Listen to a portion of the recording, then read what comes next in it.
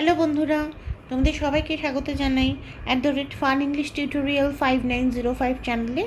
আমি খ্যাতি Mukherjee, English MA MPhil PhD। আচ্ছা, তোমাদের জন্য ক্লাস 12-এর একটা পোয়েম নিয়ে এসেছি, অ্যাসলিপ ইন দ্য ভ্যালি। আচ্ছা, আমরা এটা 3টে পার্টে পড়বো। দেখো, প্রথমে আমরা এই যে প্রথমে টেক্সট, এক্সপ্লানেশন, টেক্সট অ্যান্ড ইন্ট্রোডাকশনটা আগে পড়ে নেব, ঠিক আছে? তারপরে এক্সপ্লানেশন অ্যান্ড প্যারাফ্রেজটা পড়বো। তারপরে থার্ড ভিডিওতে আমরা কোয়েশ্চেন আনসারটা পড়বো, ঠিক আছে? 3টে ভাগে ভাগ করে নিচ্ছি, তাহলে তোমাদের কোনো মানে ভিডিওটাই ভীষণ লম্বা হবে না। আর তোমরা পরপর চাইলে 3টে দেখে নিতে পারো, একটা ভিডিওর মধ্যে আমি আরেকটা ভিডিও লিঙ্ক দিয়ে দেবো, ঠিক আছে? আচ্ছা, এবার দেখো, রাইটার হলেন জন নিকোলা আর্তুর র্যাবো। আচ্ছা, এরকম কেন নামটা? এখানে আমরা কি দেখতে পাচ্ছি দেখো, স্পেলিংটা জিন, JEAN, জিন, ঠিক আছে? JEAN, GN, যেরকমভাবে স্পেলিংটা মনে থাকবে সেরকমভাবে এখন মনে রাখো, পরে আমরা না হয় ফ্রেঞ্চ শিখবো, ঠিক আছে? JEAN, GN, ঠিক আছে? নিকোলাস, নিকো, NICO, নিকো, লাস, LAS, ঠিক আছে? জিন নিকোলাস আর্থার, ARTHUR, আর্থার, ঠিক আছে? রিম, RIM, বাউড, BAUD, বাউড, রিম বাউড, ঠিক আছে? এটা হচ্ছে আমার ইংলিশ স্পেলিং। কিন্তু ইনি যেহেতু ফ্রেঞ্চ ছিলেন, ফ্রেঞ্চ মানে ফরাসি ছিলেন, ফরাসি, তো ফরাসিদের দেশে মানে ফরাসি ভাষায় উচ্চারণগুলো একদম অন্যরকম। মানে ওদের এই লেটারগুলো ABCD হলেও উচ্চারণগুলো ABCD নয়। আ বে সে, এটাকে ওরা বলবে আ, বিটাকে ওরা বলবে বে, সিটাকে বলবে সে, এরকম, ঠিক আছে? তো সেই জন্য ওদের এই উচ্চারণটা পুরো অন্য রকম হবে। এই কথাটা হচ্ছে জ নয়, জানো তো, জ। আচ্ছা, তারপর নিকোলা, নিকোলা, নিকোলা, এইটা আর্থারটা হবে আতু, আতু, ঠিক আছে? র্যাবো, র্যাবো, আতুর র্যাবো, এরকম হবে। আর ওটার মানে ভূতেদের ভাষা, সবের এই চন্দ্রবিন্দু দিয়ে দিয়ে খালি উচ্চারণ হয়। তো ছেড়ে দাও, আমাদের দরকার নেই ওটা, তুমি এইটাই মনে রাখবে। সো JEAN, নিকোলাস আর্থার রিম বাউড, ঠিক আছে? এটাই আমরা মনে রাখবো। আচ্ছা, এটা ইনি হচ্ছেন রাইটার।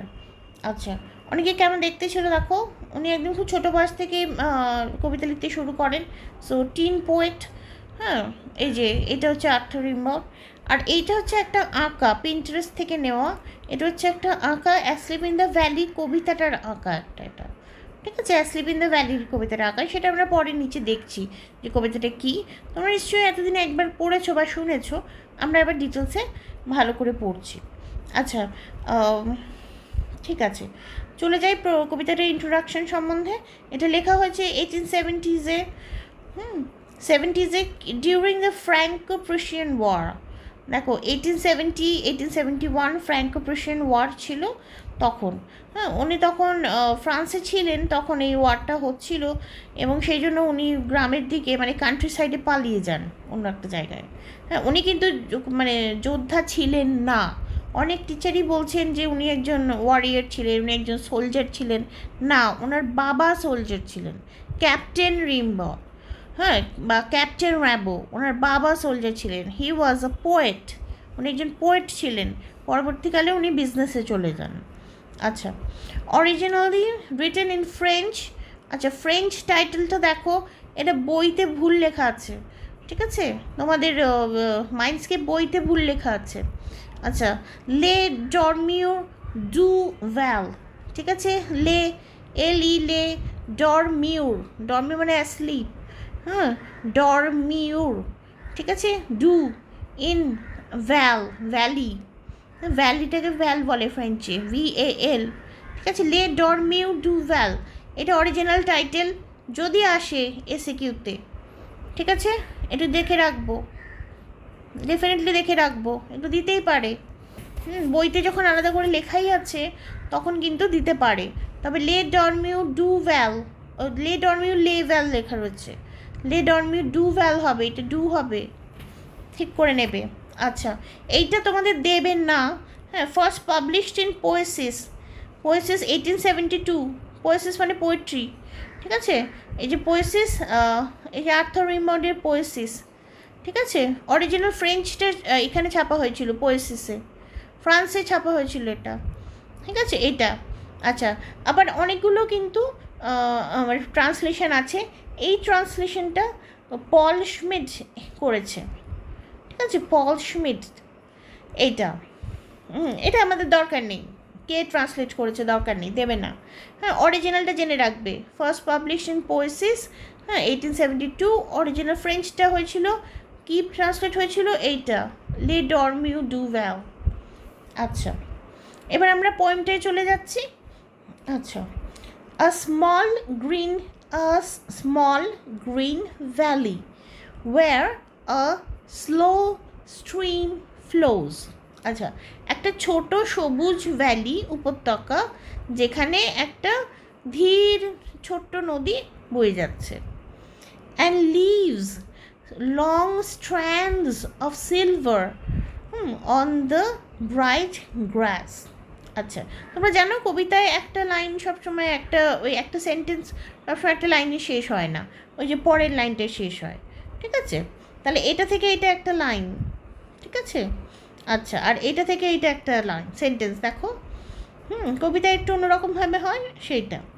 আচ্ছা, তাহলে কি বলছে, and leaves long strands, leaves মানে ছেড়ে যায়, কীরকম মানে লেফট ওইটা, হ্যাঁ, লম্বা লম্বা স্ট্র্যান্ড মানে ফিতের মতো, সুতোর মতো, হ্যাঁ, রূপলি রেখা ছেড়ে যায়, কিসের ওপর, অন দ্য ব্রাইট গ্রাস, ঠিক আছে। মানে ওই একদম সবুজ, এই যে ঘাস ধরো এরকম ঘাস, একদম সবুজ ঘাস, হ্যাঁ, এর মধ্যে দিয়ে একটা নদী এরকম যদি আস্তে আস্তে এরকম বয়ে যায়, হ্যাঁ, তাহলে মনে হবে দূর থেকে, ওপর থেকে মনে হবে যে যেন একটা মাঠের মধ্যে দিয়ে, সবুজ মাঠের মধ্যে দিয়ে একটা রূপলি রেখা এরকম এঁকে বেঁকে গেছে, ঠিক আছে। রিফ্লেকশানটা ঘাসের উপর পড়ছে, হ্যাঁ, সূর্যের আলো এসে রিফ্লেকশান পড়ছে, বা দূর থেকে দেখলেও এরকম মনে হবে, ঠিক আছে, যে রূপলি রেখা এঁকে বেঁকে চলে গেছে, কারণ এটা একটা স্লো স্ট্রিম মানে ছোট নদী, দূর থেকে দেখলেও ওরকম মনে হবে। আচ্ছা, and leaves long strands of silver on the bright grass, ঠিক আছে। আচ্ছা, ফ্রম দ্য মাউন্টেন টপ, ঠিক আছে, পাহাড়ের উপর থেকে, স্ট্রিং দ্য সানস রেজ। আচ্ছা, এখান থেকে এইটা একটা sentence, from the mountain top string the sun's rays. আচ্ছা, তাহলে মাউন্টেন টপ, পাহাড়ের ওপর থেকে, হ্যাঁ, এই যে নদীর মতো বয়ে আসছে, যেন ভেসে এই বয়ে আসছে একদম, হ্যাঁ, আলো তো পড়ে, কিন্তু এখানে দেখেছেন দেখো আলো বয়ে আসছে, মানে ঝর্ণা যেমন বয়ে চলে তেমনি আলো বয়ে আসছে, কিসের না, সূর্যের আলো, সূর্যের কিরণ যেন নদীর আলো, নদীর জলের মতো মানে ঝরে পড়ছে আর কি, ঠিক আছে। মানে এই যেমন ঝর্ণা এমনি করে ঝরে পড়ে, তেমনি যেন সূর্যের আলো আর কি এমনি করে চারপাশে ঝরে পড়ছে, বুঝেছ, এরকম। আচ্ছা, এইরকম কেন, কারণ উনি একজন সাররিয়ালিস্ট ছিলেন। এইটা এখন দরকার নেই তোমার, হ্যাঁ, কিন্তু তুমি হয়তো তোমার মনে হতে পারে যে হঠাৎ করে সূর্যের আলোটাকে নদীর জলের মতো বলছে কেন, কারণ উনি এইরকমই কবি, এইরকমভাবে মানে সিম্বলগুলো এইরকম উল্টে পাল্টে দেবেন, ঠিক আছে, সেটাকে সাররিয়ালিজম বলে, যেটা ঠিক রিয়েলিস্টিক নয়, সাররিয়াল, হ্যাঁ, রিয়েলিটির মতো নয়, একটু অন্যরকম। দেখ, ওগুলো আমার জানা দরকার নেই, ক্লাস 12-এ আমার কদিন পরে পরীক্ষা, আমি শুধু মানেটা পড়ে নিচ্ছি। আচ্ছা, stream the sun's rays they fill the hollow full of light, হলো মানে ওই ভ্যালিটাকে বলছে, হ্যাঁ, কারণ এই যে পাহাড়ের নিচে তো উপত্যকা, এই ফাঁকা জায়গাটাকে হলো বলছে, এই জায়গাটাকে হলো বলছে, ঠিক আছে, এটা সূর্যের আলোতে ভরে যাচ্ছে পুরো। তাহলে খুব সুন্দর একটা সিনারি, বিউটিফুল সিনারি পেয়েছি আমরা প্রথম 4 লাইনে, ঠিক আছে। আগে আমরা এটা পড়ে নিই, তারপরে আমরা এটা টাইপটা পড়ছি। আচ্ছা, তারপরে বলছে আচ্ছা ঠিক আছে, আগে আমরা টাইপটা জেনেই নিই। এটা হচ্ছে একটা ইটালিয়ান সনেট। দেখো, it is an Italian sonnet. Sonnet আমরা পড়েছি ইয়েতে, শেক্সপিয়ার সনেটে আমরা পড়েছি না? সনেট হচ্ছে 14 লাইনের একটা কবিতা, 14 লাইন্সের এক কবিতা সনেট। আচ্ছা, consist of an octave. Octave মানে কিছুই না, অক্টেভ মানে 8 লাইন। অক্টেভটা হচ্ছে এই ল্যাটিন কথা, হ্যাঁ 8 লাইন। আচ্ছা, যেটা ডিভাইড আছে কিসে, দুটো কোয়াট্রেন্সে, 4 লাইন্স। তুমি যদি আমার শ্যালাই কম্পেয়ারটা দেখো, সনেটটা দেখো, তাহলে এইটা ভালো করে ওখানে বোঝানো আছে আরও ডিটেলসে। আচ্ছা, দুটো কোয়াট্রেনে একটা অক্টেভ আর একটা সেস্টেট মানে 6 লাইন, যেটা ডিভাইড আছে কিসে, দুটো টেরসেটে, দুটো 3 লাইন। ডিটেলসে পড়ছি পরে, দেখো। আচ্ছা, এই যে 4টে লাইন রয়েছে, বিউটিফুল সিনারি, এটাকে বলে কোয়াট্রেন, কোয়াট্রেন 1। ঠিক আছে, কোয়াট্রেন মানে কিছুই না, 4 লাইনকে বলে একসাথে কোয়াট্রেন। 4 লাইন একটা স্তবককে বলে কোয়াট্রেন। এটা কোয়াট্রেন 1, বিউটিফুল ন্যাচারাল সিনারি, ডান। আচ্ছা, তারপরে দেখো সেকেন্ড স্ট্যান্সা, এটা সেকেন্ড স্ট্যান্সা কি বলছে, আ সোলজার, একটা সেনা, ভেরি ইয়াং, খুবই কম বয়স, লাইজ ওপেন মাউথ, মুখটা হাঁ করে শুয়ে আছে। আচ্ছা, আ পিলো, একটা বালিশ, মেড অফ ফার্ন, ফার্নের একটা বালিশ তার মাথার নিচে রয়েছে। ঠিক আছে, ফার্নের বালিশ দিয়ে তো সত্যি করে শুয়ে থাকে না, মানে ফার্ন গাছটা নিচে একটা জমাট বেঁধে রয়েছে, মাথার নিচে জমাট বেঁধে রয়েছে ফার্নটা, হ্যাঁ, তো সেটাকে বালিশ বলেছে। ঠিক আছে, তো বালিশটা সত্যিকারের না, এটা একটা সিম্বল, বালিশটা একটা সিম্বল। ঠিক আছে, সত্যিকারের বালিশ নয় কোনো, ফার্নটাকেই বলছে ঘুরিয়ে। আচ্ছা, অ্যাসলিপ, ঘুমিয়ে রয়েছে। আচ্ছা, stretched in the heavy undergrowth, stretched মানে হাত পাগুলো ছড়ানো।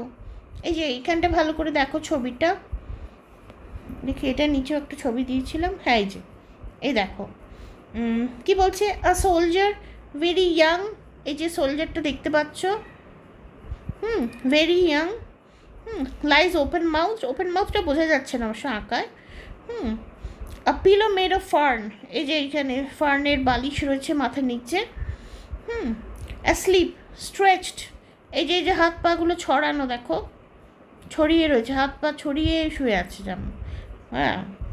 আচ্ছা, stretched in the heavy undergrowth, heavy undergrowth মানে এখানে খুব ঘন ঘাস, ঘন বুশ, এই যে দেখো এখানগুলো ছবি দিয়েছে একটু একটু, এটা নয় অবশ্য, এখানগুলো ছবি দিয়েছে ঘন বুশ, মানে ঘন আগাছা আগাছা আগাছা, ঘন ঝোপ ঝোপ ঝোপ ঝোপ হয়ে রয়েছে, ঝোপঝাড়।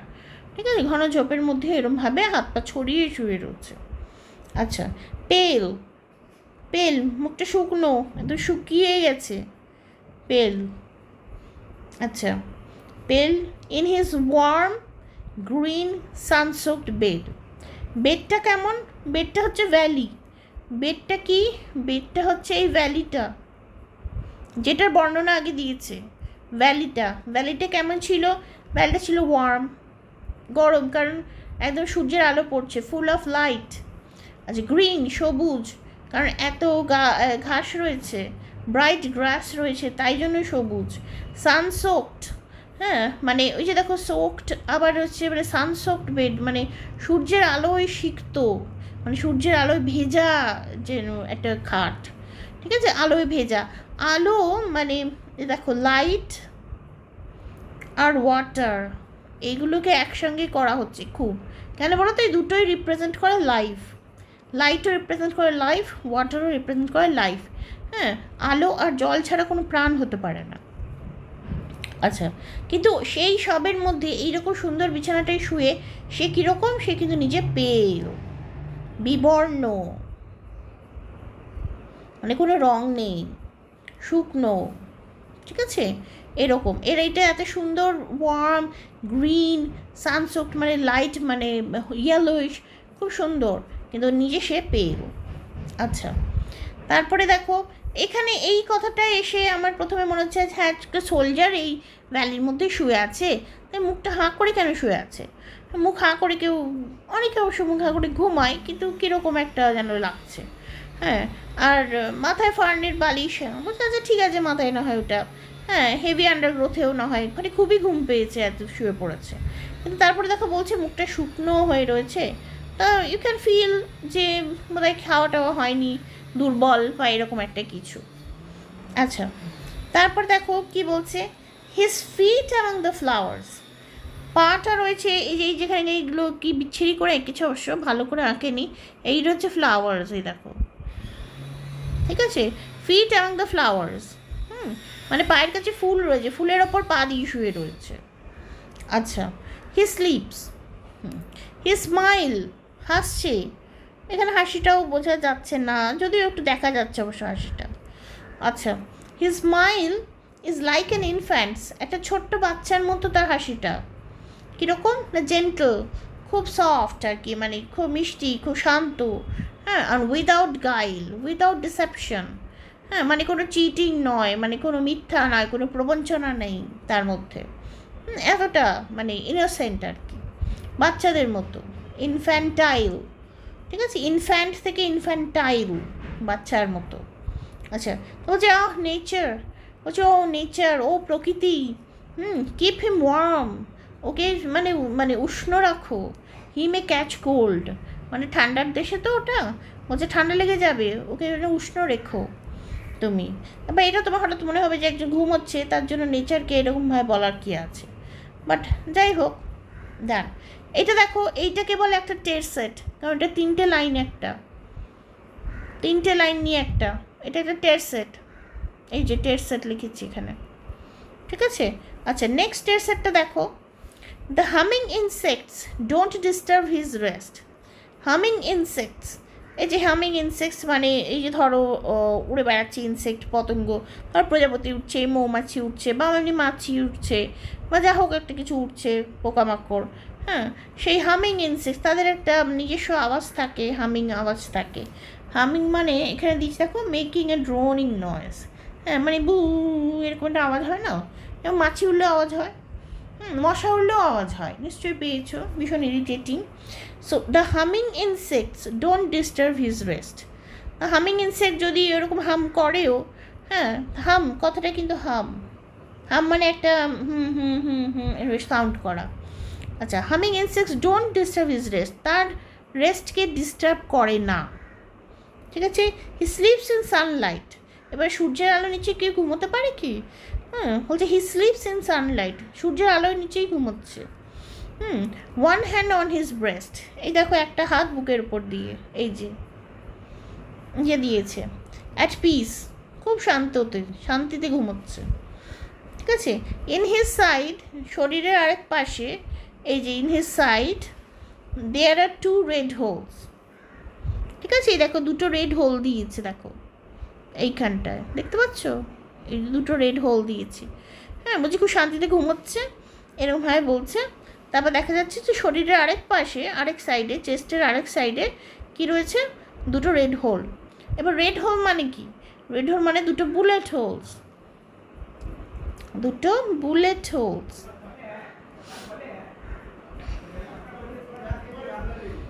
ঠিক আছে, bullet holes, red holes, red with blood, ঠিক আছে, রেড উইথ ব্লাড, মানে দুটো বুলেট লেগেছে, সেখান থেকে রক্ত বেরিয়ে সেই সেনাটা অ্যাকচুয়ালি মরে গেছে, এটা একজন মৃত, he is dead, a dead soldier,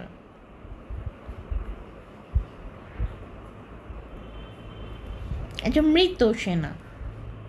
আচ্ছা, এটা দেখো, এটা এবার আমরা ডিটেলস যদি পড়ি, এখানে এই বানানগুলো নিশ্চয়ই দেখবে, স্ট্র্যান্ডস মানে হচ্ছে হিয়ার লং স্ট্রাইপস, ঠিক আছে, লং স্ট্রাইপস মানে লম্বা এরম ফিতের মতো, ঠিক আছে এইটা।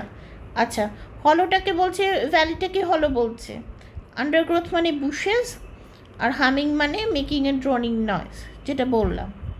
আচ্ছা, এবার এটাকে কি বলে, এরকমভাবে কবিতাটা বলছে কেন, প্রথম অক্টেভ, এটি প্রথম 8 লাইনটাকে বলবে অক্টেভ, 8 লাইন, লাস্টের 6 লাইনটাকে বলবে সেস্টেট, ঠিক আছে। সনেট, সনেটের ভাগটা পড়বো আমরা, সনেট, সননেট, সাননেট ছেলে জাল, ঠিক আছে, ছেলে জাল, এটা নিশ্চয়ই আমার মনে থাকবে, ছেলে জাল। আচ্ছা, তো সনেটে 14 লাইন্সের মধ্যে প্রথমটা অক্টেভ, তারপরটা সেস্টেট, ঠিক আছে? 8 6, 8 আর 6 14। এই অক্টেভের মধ্যে দুটো হচ্ছে quatrain, first quatrain, second quatrain. আচ্ছা, সেস্টেটের মধ্যে দুটো হচ্ছে ফার্স্ট টেরসেট, সেকেন্ড টেরসেট। এ দেখো এখানে লেখা রয়েছে ইটালিয়ান সনেট, এটা আসে বারবার, ইটালিয়ান সনেট বলতে হবে এটা। ও কিন্তু ফ্রেঞ্চ কবি ছিল, ঠিক আছে? ফ্রেঞ্চ সনেট লিখে দিও না, ইটালিয়ান সনেট লিখবে। আচ্ছা, আচ্ছা, এটাকে কি বলে সেটা বলছি। বিফোর WW1 মানে World War I, যেটা ছিল 1914 থেকে 1918, যারা ইতিহাস পড়ছো সবাই জানো।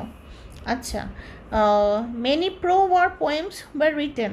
প্রো ওয়ার মানে কি, সেখানে কি বলতে পারো তো, যুদ্ধ জয়েন করো, সৈনিকের মৃত্যু হচ্ছে বীরের মৃত্যু, এটা হচ্ছে অমর হবে তুমি, মানে সৈন্যভূমিতে যুদ্ধভূমিতে মারা গেলে তুমি অমর হবে, তুমি দেশের সেবা করছো, আসলে দেশের উন্নতি করছো, এইসব বলে হতো, ঠিক আছে? WW1 মানে World War I, হ্যাঁ, প্রায় 1,90,00,000 লোক মারা গেছে শুধু ইউরোপে, নিজেদের মধ্যে মারামারি করেই। হ্যাঁ, অন্য দেশ জয় করাটা অনেক ব্যাপার, তার আগে নিজেদের মধ্যে মারামারি করেছে। মানে সে তখন তো কলোনি ছিলই, তাদেরকেও টেনে টেনে নিয়ে গেছে, আমাদের ইন্ডিয়া থেকেও সৈন্য নিয়ে গেছিলো, ঠিক আছে? ইংরেজরা নিয়ে গেছিলো। তো এত লোক মারা গেছে যে তখন poets start talking about the horror and the futility of war. বলছে কি ভয়ানক জীবন ওটা। হ্যাঁ, আর কি মানে ফিউটিলিটি মানে যার কোনো আসল মিনিং নেই, মানে ফালতু, মানে বৃথা, একদম টোটালি ফিউটাইল, মানে এটার কোনো মানে হয় না। যুদ্ধ দিয়ে দেশের কোনো উন্নতি হয় না, দুটো দেশ মারামারি করে, দুজনের লোক মেরে, দুজনের পয়সা নষ্ট করে কোনো দেশের উন্নতি হতে পারে না। তখন এদের মানে মোহ গুজে গেছে আর কি। সেইটা তখন এটাকে বলে অ্যান্টি ওয়ার পোয়েম। দেখো রিমবর্ড বলছি আমরা, রিমবর্ড কিন্তু writing this anti war poem in 1870, আর এরা লিখছে কিন্তু এই 1918 পর। ও কত আগে লিখেছে, ফার হেড অফ আদার্স। আর ওর সিম্বলের ব্যবহারও অন্যরকম, সেখানে জল আর আলো একসঙ্গে মিশে যায়, ঠিক আছে? হ্যাঁ, ঘাস আর বিছানা এক হয়ে যায়। মানে শান্তিতে পড়ে আছে না মরে পড়ে আছে সেটা বোঝা যায় না, মানে এমন জীবনের আয়রনি হয়ে যায়।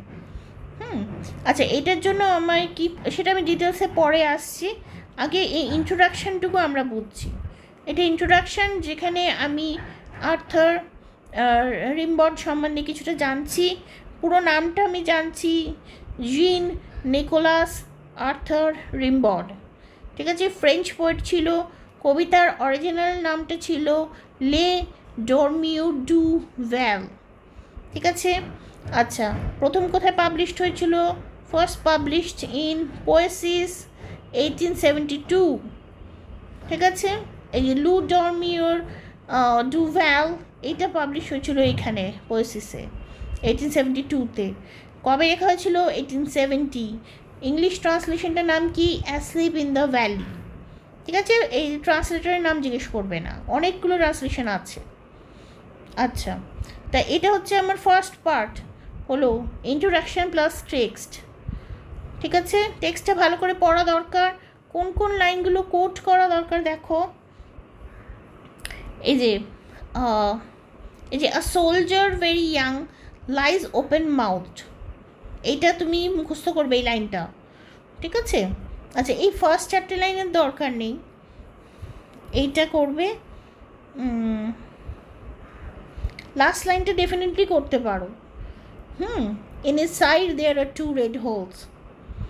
আর যখনই মুখস্থ করো একদম এই দাড়ি কমা সমেত মুখস্থ করবে।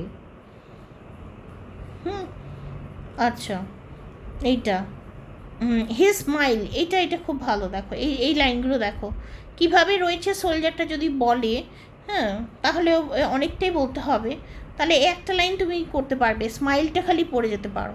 হি smile is like an infant's gentle without guile. যদি এই লাইনটা কোট করতে হয় কীভাবে লিখবে বলো তো? এই দেখো প্রথমে 3টে ডট দেবে, হ্যাঁ, তারপরে ইনভার্টেড কমা দেবে, তারপরে লিখবে হিজ স্মাইল, ঠিক আছে, তারপর একটা স্ল্যাশ দেবে, দিয়ে এই লাইনটা শুরু করবে, ইজ লাইক। মানে যদি পাশাপাশি লেখো, বোঝাতে পারছি? বোঝাতে পারছি না বোধহয়, দাঁড়াও দেখো, যদি এটা লেখো, যদি এটা কোট করো, কিভাবে কোট করবে বলো তো? এই যে 3টে লাইন দেবে, এই যে এরমভাবে এখানে ইনভার্টেড কমা দিলে, 3টে লাইন দিলে, ঠিক আছে, 3টে ডট দেবে, এটাই একটা তার মধ্যে ফুল স্টপ ধরে নেবে, তারপর লিখবে হিজ স্মাইল, ঠিক আছে। পাশাপাশি লিখলে আমি একটা স্ল্যাশ দিচ্ছি, মানে next line, is like an infants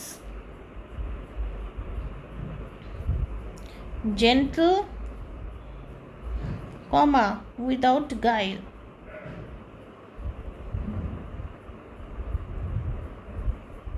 full stop, inverted comma closed, ঠিক আছে, এরকমভাবে লিখবে। আর নইলে এইটা এই নিচ থেকে আবার লিখতে শুরু করবে, ঠিক আছে। তখন একদম এই যে এটা বাদ দেবে, দিয়ে এইখান থেকে এডিট করে লিখবে, আবার নেক্সট লাইন থেকে এরকমভাবে লিখবে, এইরকমভাবে করতে হবে, ঠিক আছে। যদি কোট করো এইভাবে কোট করবে সব সময়, যেরকম মানে কবিতায় দেখতে আছে না, সেই রকমই লাইনটা কিন্তু তোমায় লিখতে হবে, নয়তো ওই যেভাবে লিখে দেখালাম এরকমভাবে লিখলেও হবে। আচ্ছা ঠিক আছে, তাহলে এটা আমার ফার্স্ট পার্ট 1টা হলো, যেখানে আমি ইন্ট্রোডাকশনটা পড়ছি, ভালো করে মনে রাখবে এই পয়েন্টগুলো, হ্যাঁ, আর টেক্সটটা আমি পড়ছি, তার মোটামুটি মানেটা আমি বুঝলাম। আচ্ছা, নেক্সট ভিডিওটা এর পরেই দিয়ে দিচ্ছি, পার্ট 2টা, ঠিক আছে। আচ্ছা আচ্ছা, এটা তাহলে এখন রাখছি, আমি পরেরটায় আবার নেক্সট ভিডিওটা নিয়ে ফিরে আসছি। ও আচ্ছা স্টুডেন্টস, এটা একবার বলা হয়নি, যদি ভালো লাগে please like, share and subscribe করো, হ্যাঁ, তাহলে আমি আরও ভিডিও বানাতেই খুব উৎসাহিত হব।